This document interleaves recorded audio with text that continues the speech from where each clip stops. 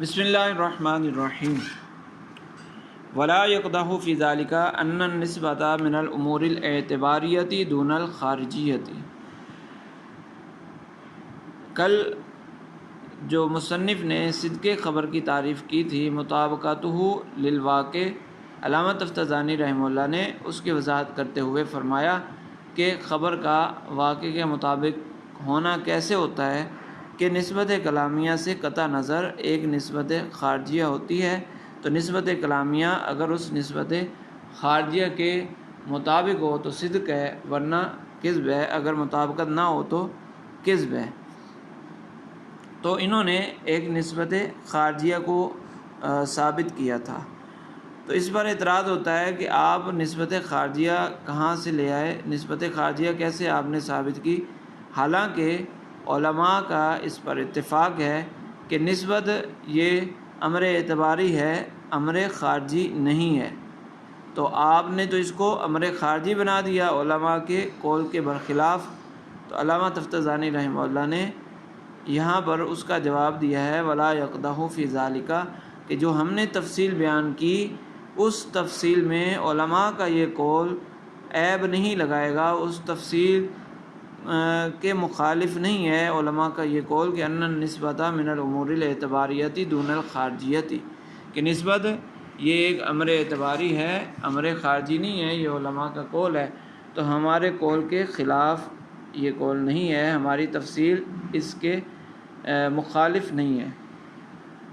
تو تفصیلی جواب سے پہلے خارج کو سمجھنا ضروری ہے۔ ہم نے کل بھی تھوڑا سا خارج کے بارے میں پڑھا تھا، تو مزید تفصیل سے سن لیں کہ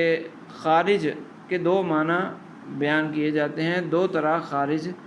کا لفظ استعمال ہوتا ہے، یعنی دو معنی میں خارج کا لفظ استعمال ہوتا ہے۔ ان دو معنی میں سے ایک معنی خاص ہے اور ایک معنی عام ہے۔ پہلا معنی جو خارج کا ہے وہ ہے خارج من الذہن، جو ذہن سے خارج ہو، یعنی عقل سے خارج ہو، حواس باطنہ سے خارج ہو، نہ تو متکلم کے ذہن میں وہ پایا جائے، متکلم کے ذہن سے بھی خارج ہے، سامع کے ذہن سے بھی خارج ہے، عقل سے اس کا ادراک نہیں ہو سکتا، حواس باطنہ سے اس کا ادراک نہیں ہو سکتا، تو اس کو خارج کہتے ہیں، موجود خارجی کہتے ہیں۔ اور اسی کے لیے دوسرا لفظ جو استعمال ہوتا ہے وہ ہے آیان، اس خارج کے لیے آیان کا لفظ استعمال ہوتا ہے، موجود خارجی بمعنی موجود عینی، یعنی اس کا کوئی ایسا وجود ہو جو ہمارے سامنے نظر آ رہا ہو، اس کو موجود عینی کہتے ہیں۔ ایک تو خارج کا یہ معنی ہو گیا، اور دوسرا معنی جو خارج کا عام معنی ہے وہ معنی یہ ہے کہ خارج عن ذات المدرک، یعنی جو مدرک نے ادراک کیا، چاہے وہ مدرک متکلم ہے یا مخاطب ہے، سامع ہے یا کوئی کتاب سے پڑھنے والا پڑھ کر ادراک کرتا ہے، تو جو بھی ادراک کرے جس طریقے سے بھی ادراک ہو، تو یہ جو ادراک کرنے والا ہے اس کی ذات سے خارج، اب اس کی ذات سے جب خارج ہوگا تو وہ کسی دوسرے کے ذہن میں بھی ہو سکتا ہے، کسی کی عقل میں ہو سکتا ہے، حواس باطنہ سے اس کا ادراک بھی ممکن ہے، یا یہ بھی ہو سکتا ہے کہ وہ حواس ظاہرہ سے بھی اس کا ادراک کیا جا سکے۔ تو اس میں عمومیت ہے کہ بس مدرک کی ذات سے باہر ہونا چاہیے، چاہے وہ کہیں بھی ہو۔ تو یہ جو خارج اس معنی میں ہے، عام معنی میں، اس کے لیے جو دوسرے الفاظ استعمال ہوتے ہیں وہ نفس الامر بھی ہے اور واقع بھی ہے۔ تو کہا جاتا ہے کہ یہ موجود خارجی ہے، یہ موجود نفس الامری ہے، اس کا وجود واقعی ہے، یہ حقیقت واقعیہ ہے، یہ نفس الامریہ ہے۔ تو یہ سارے اطلاقات اسی معنی میں ہوتے ہیں، خارج کا جو دوسرا معنی ہے۔ اسی معنی کے اعتبار سے علم کے بارے میں کہا جاتا ہے کہ علم موجود خارجی ہے۔ تو موجود خارجی کا مطلب مدرک کے ذہن، مدرک کی ذات سے خارج۔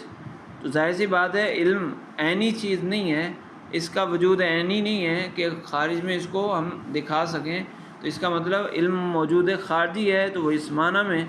کہ اس کا الگ سے کوئی وجود نہیں دکھایا جا سکتا، بلکہ یعنی علم موجود خارجی ہے تو اس کا مطلب یہ ہے کہ مدرک کے ذہن کے علاوہ اس کا وجود ہے،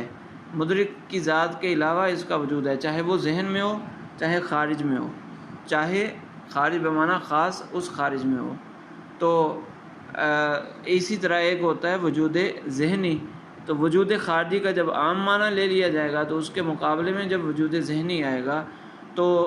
اس سے مراد یہ ہوگا کہ بس جس کو ذہن میں تیار کر لیا ہو، مدرک نے اپنے ذہن میں اس کو تیار کر لیا ہو تو اس کو وجود ذہنی کہیں گے، ورنہ تو اگر خارج کا عینی معنی لیا جائے، عین والا معنی لیا جائے، اس اعتبار سے پھر علم موجود خارجی نہیں ہے کہ اس کو خارج میں الگ سے نہیں دکھایا جا سکتا۔ تو بہرحال یہ خارج کے بارے میں کچھ تفصیل تھی کہ خارج کا ایک خاص معنی ہے اور ایک عام معنی ہے کہ خارج من الذہن یہ خاص معنی اور خارج عن ذات المدرک یہ عام معنی ہے۔ تو اب جو علامہ تفتزانی رحمہ اللہ نے یہ جو فرمایا تھا کہ نسبت کلامیہ سے قطع نظر ایک نسبت خارج میں پائی جائے گی، تو ان کی مراد خارج سے خارج بمعنی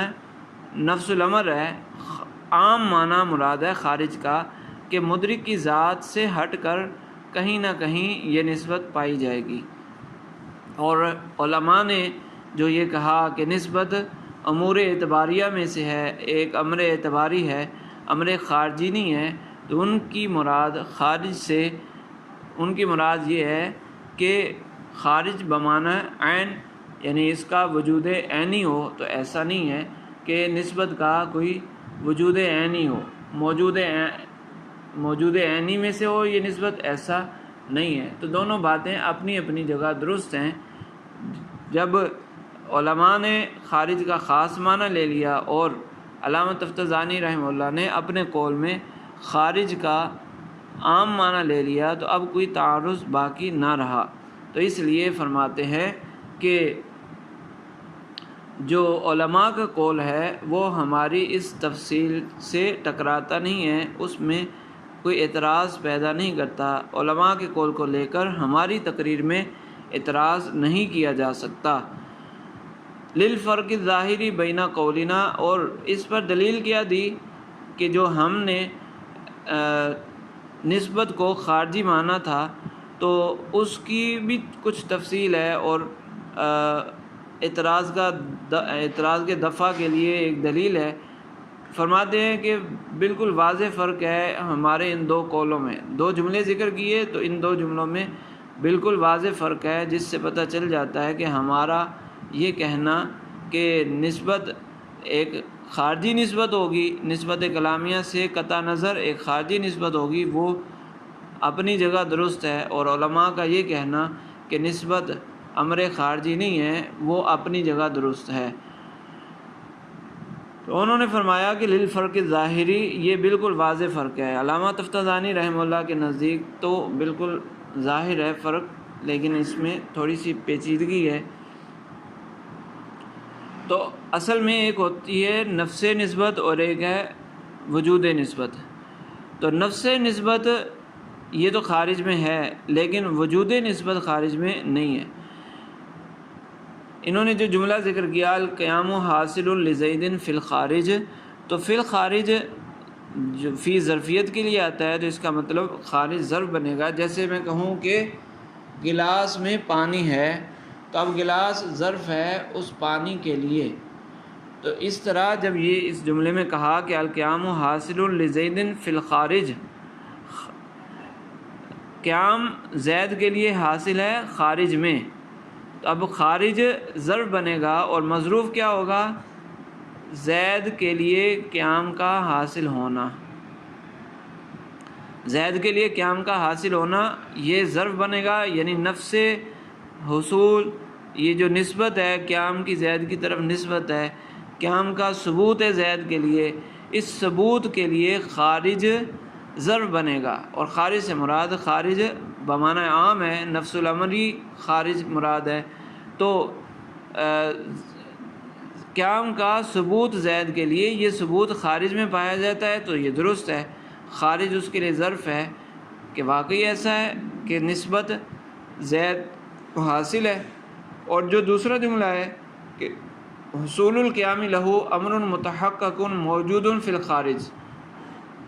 اس میں بھی فی الخارج یہ خارج ظرف بنے گا اور ماقبل اس کے لیے مظروف ہوگا۔ تو وہ ماقبل کیا ہے کہ حصول القیام لہو، زید کے لیے قیام کا حاصل ہونا، امر متحقق موجود، یہ وجود، یہ ایسا امر ہے جو ثابت شدہ ہے اور موجود ہے۔ یعنی اس جملے کے مطابق خارج کا جو مظروف بنے گا وہ وجود حصول اور وجود ثبوت، وجود نسبت بنے گا۔ تو وجود نسبت خارج میں نہیں ہوتا، ایسا نہیں ہے کہ خارج وجود نسبت کے لیے ظرف بنے، جیسے پہلے بتایا کہ نفس نسبت تو خارج میں پائی جاتی ہے، نسبت کا وجود خارج میں نہیں ہوتا، تو اس لیے یہ دوسرا جملہ غلط ہو گیا، اور پہلا جملہ درست ہے کہ نفس نسبت تو خارج میں پائی جاتی ہے، نفس نسبت کے لیے خارج ظرف بنتا ہے، اور دوسرے جملے میں چونکہ نفس حصول یعنی نفس ثبوت نفس نسبت نہیں ہے بلکہ وجود نسبت ہے، چونکہ اس حصول القیام لہو کی خبر ہے متحقق موجود، امر متحقق موجود، یعنی وجود، تو وجود حصول، وجود حصول کا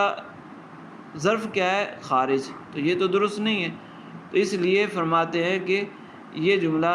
چونکہ غلط ہے اور پہلا جملہ درست ہے، تو اس سے ثابت ہو گیا کہ پہلے جملے میں نفس نسبت پائی جا رہی ہے، نفس نسبت ثابت ہو رہی ہے، لہذا نسبت کو اس اعتبار سے خارجی نسبت کہنا درست ہے، اور دوسرے جملے میں چونکہ وجود نسبت ثابت ہو رہا ہے، نسبت کا وجود ثابت ہو رہا ہے الگ سے وجود، یعنی کہ تو وہ تو درست نہیں ہے، لہٰذا یہ دوسرا جملہ غلط ہوگا۔ تو جو ہم نے کہا کہ نسبت خارجیہ وہ پہلی مثال کے مطابق ہے کہ پہلی مثال میں جس طرح خارج ظرف بن رہا ہے، ہماری مراد بھی یہی والا خارج کا ظرف ہونا ہے، اور علماء نے جو کہا کہ نسبت امر خارجی نہیں ہے تو ان کی مراد یہ دوسری مثال والا خارج ہے، یعنی امر خارجی نہیں ہے کہ خارج اس کے لیے ظرف بنے،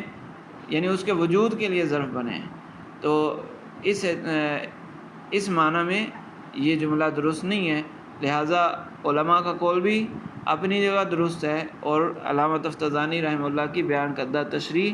وہ بھی درست ہے۔ مزید تفصیل ذکر کر رہے ہیں، فَإِنَّا لَوْ قَطَعْنَا النَّظْرَ عَنْ إِدْرَاكِ الذِّهْنِ وَحُكْمِهِ، فرماتے ہیں کہ پہلے جملے کی اگر بات کریں تو پہلے جملے میں القیام حاصل لزید فی الخارج، اس جملے میں جب جملے کو ہم نے سنا تو جملے سے ہمیں پتہ چلا کہ قیام کا ثبوت ہے زید کے لیے، قیام حاصل ہے زید کو، قیام کی نسبت ہے زید کی طرف۔ یہ جو ہمارے ذہن نے ادراک کیا اور ہمارے ذہن نے حکم لگا دیا، اگر اس حکم کو، ذہن کے ادراک کو سائڈ پر کر دیا جائے، ایک طرف کر دیا جائے، اس سے نظر پھیر لی جائے، فالقیام حاصل لہو، تو پھر بھی قیام زید کے لیے ثابت ہے، قیام زید کو حاصل ہے۔ جب زید کو قیام حاصل ہے، وہذا معنی وجود النسبت الخارجیہ، تو یہی مطلب ہے جو ہم نے کہا، ہم نے تفصیل کرتے ہوئے کہا کہ نسبت خارجیہ بھی پائی جاتی ہے، نسبت کلامیہ کے علاوہ نسبت خارجیہ بھی پائی جاتی ہے، تو ہمارا اس کلام سے بھی یہی مراد ہے۔ جب ہم نے کہا کہ نسبت خارجیہ ہے تو اس کا معنی یہ ہے کہ خارج نفس الامر کے معنی میں ہے، اور علماء نے جب کہا کہ نسبت خارجیہ نہیں ہوتی تو ان کا بھی خارج سے ان کی مراد خارج بمعنی آیان ہے، لہٰذا جب آیان ہوگا، خارج کو بمعنی آیان لیا جائے تو اس شے کا وجود جو ہوتا ہے وہ مظروف بنتا ہے، خارج ظرف ہوتا ہے اور شے کا وجود مظروف بنتا ہے، اور جب خارج کو بمعنی نفس العمل لے لیا جائے تو وہ شے خود شے مظروف بنتی ہے اور خارج اس کا خارج اس کا ظرف ہوتا ہے۔ جب خارج کو بمعنی نفس العمل لیا جائے تو شے نفس شے وہ مظروف بنتی ہے، اور جب خارج کو بمعنی عیان لیا جائے تو خارج ظرف بنتا ہے، اور مظروف وہ نفس شے نہیں بنتی بلکہ شے کا وجود ہوتا ہے۔ تو اس لیے جب ہم خارج سے عام معنی مراد لے لیں گے تو پھر نسبت خارجیہ کہنا درست ہوگا، اور جب